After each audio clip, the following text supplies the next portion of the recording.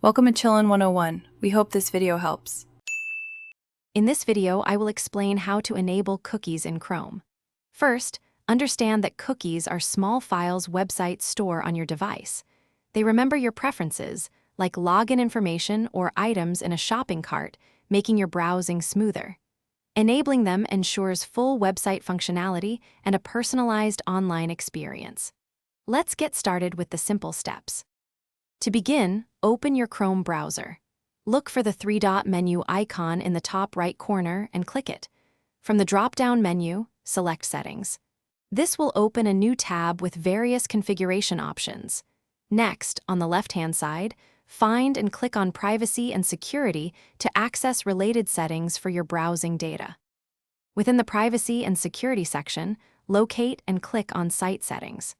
This area allows you to control permissions for individual websites. Scroll down until you see Cookies and other site data and click on it. Here, you can choose Allow all cookies for the best experience or customize options like blocking third-party cookies.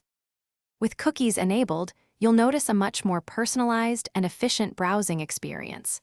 Websites will remember your preferences, keeping you logged in and saving items in your shopping cart. This makes online activities, from shopping to reading news, far more convenient.